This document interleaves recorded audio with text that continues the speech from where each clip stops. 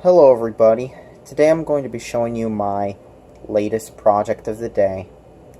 A digital AlphaStation 200 4233 workstation. Now, there's some front panel damage here, of course, because of front clips and all. Those love to break on old 90s systems, so I might have to tape it on or something, but AlphaStation. So this right here I got from, well, that's a story for another time, but let's just say I kind of traded / bought it off someone. It's a long story, but that's not what this video is about. This video is about this workstation. So this has a 233 megahertz Alpha 21064A. It has some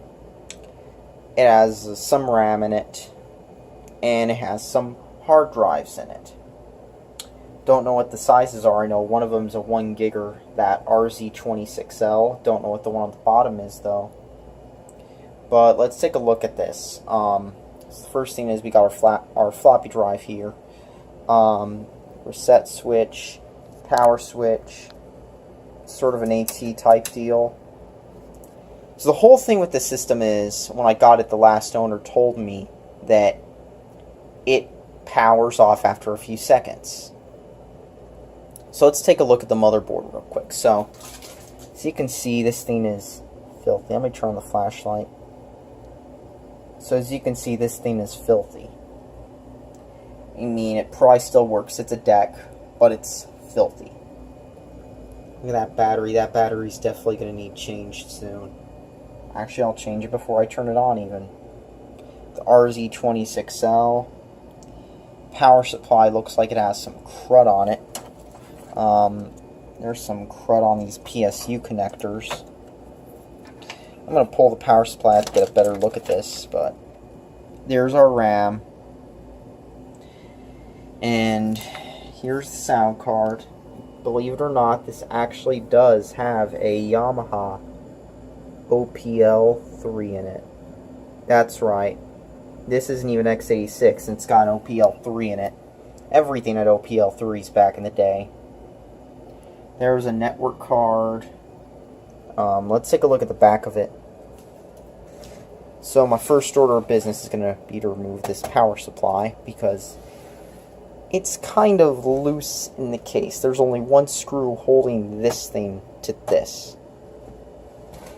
So as you can see here, we get another view of the sound card with the Yamaha OPL3 in it.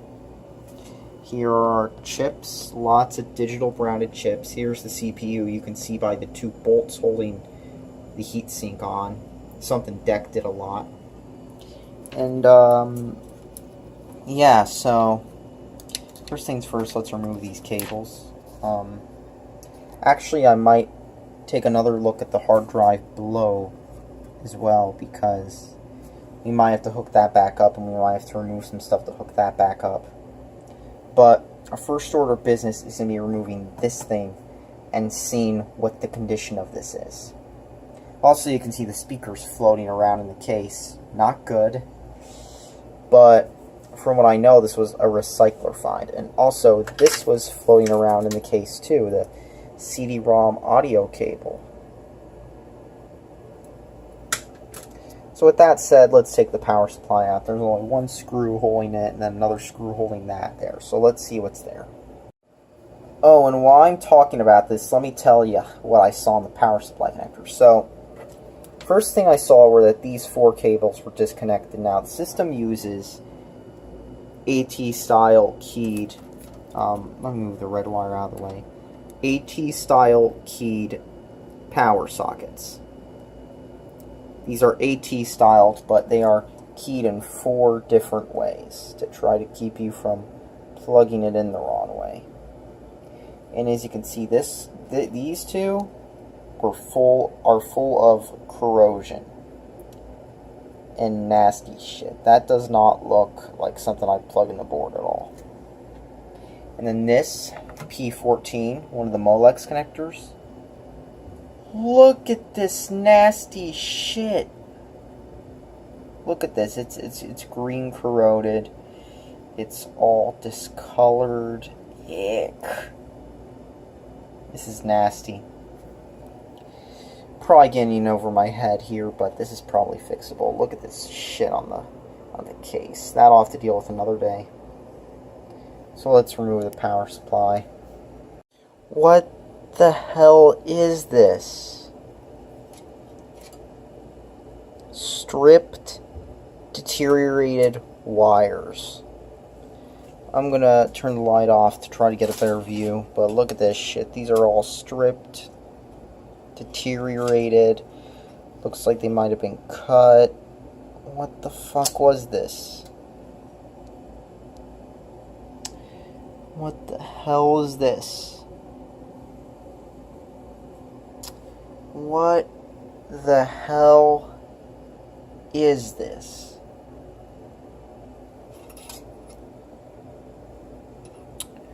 What the hell is this? What the hell is this? Looks all deteriorated. Like you can just see ripped out insulation. Don't know, I can't tell too well if this was burnt or anything, but this does not look healthy at all. Really doesn't. Like, I don't know where this is. If this is going to the power supply, that's not a good sign at all. I'm going to take this power supply out. So the good news is, on the motherboard, looks nice. Doesn't look like there's any, other than the discoloration, the power supply area, it doesn't look like many components released smoke, if you know what I mean. This looks good, doesn't really look burnt up or anything. Looks nice. It just looks like you'd expect. Just a little filthy. Hard drives, they look to be the same, but there's a bit of wear on the corner of one. Not so good. And too bad SCSI SDs are slow. Anyhow, let's take a look at the power supply. So, as you can see here, look at this.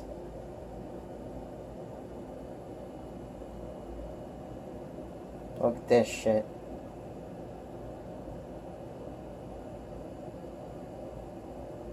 Looks alright. Doesn't look too bad. I've clearly seen worse. But if there's something wrong with it, A, where the hell would you get to it? And 2, these wires come out of the supply from here. Don't even know what that coil is or where they're even going to. They're all deteriorated. Just like that.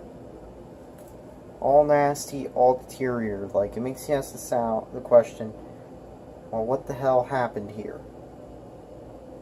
Really, what the hell happened to this power supply? And if this was a PC, you know what you would have done. You would have gone on like Newegg or something and buy some new AT power supplies. By the way, they still make them. Or if you couldn't find an AT power supply, you'd buy one of those good old ATX to AT adapters, which they sell. I mean, other than the fact there's glue here, I've seen worse, but look how densely packed this is. Ouch. Good luck trying to repair it. So, if this was a PC, you would have just bought another power supply. But, first thing is, this supplies 3.3, 12, 5, -5, and -12. Good luck finding a supply that does all that. And then second, you have to deal with the whole issue of how much does this cost? If you go on Newegg, you can still find AT power supplies for sale for your old computer. You can still get one for just $33.99. If you go on eBay, you can type in power supply. You can get one for $33.99 brand new, or you can get some used ones or something. I mean, I don't think that's an AT power supply, but that sure looks like one for sure. I mean, that even has the power switch and all. You can find some NOS ones. You can find all sorts of shit. But let's search for AlphaStation power supply. I forgot to hit the space bar. Let's see how much they want. $350 goddamn dollars. Only one left. Oh, somebody's selling one for $475, and it's one of those fucking sellers that doesn't even bother to give you a picture of the item you're buying. Hell yeah, I love eBay. I love having to spend $350 for a refurbished power supply for my computer. Oh, okay, maybe it's cheaper to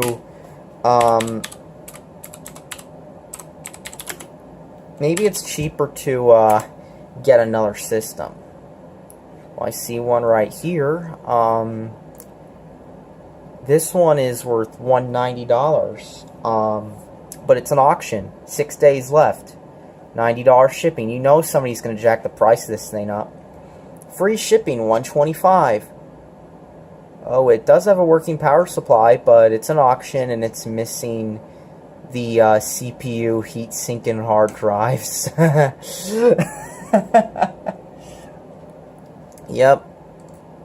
Yep, that's what I want to bid on, is a computer that's missing half the shit. A parts machine. And you just know that somebody is going to, like, bid money on it to try to get it going again. You just know that. You've got that gut feeling that that's going to happen, especially if you used eBay all the damn time like I have. What else? Let's go to lowest first.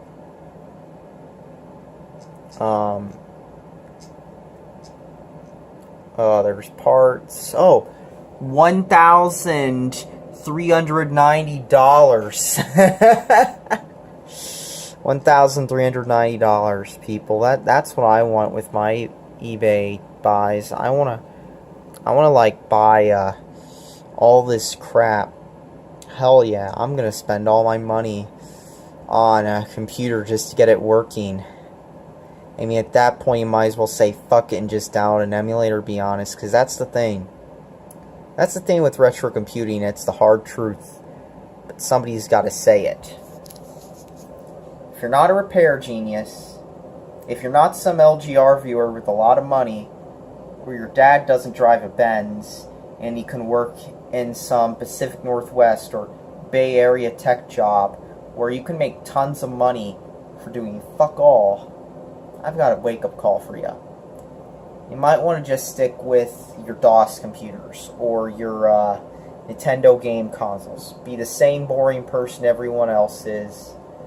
But if you want to get into anything that's like bigger, well, you better either know the right people or be a genius when it comes to repairing tech. Like, you got to be like Louis Rossman or something, where you can just look at any tech and wave your soldering gun and make it work. Because if you aren't doing that, maybe you should just stick with retro game consoles, because they just work. Unlike an old computer where you're like, oh, it isn't powering on. And then you look at the power supply, you see this dodgy shit on the wires, and you're like, I sure as hell ain't powering that thing up.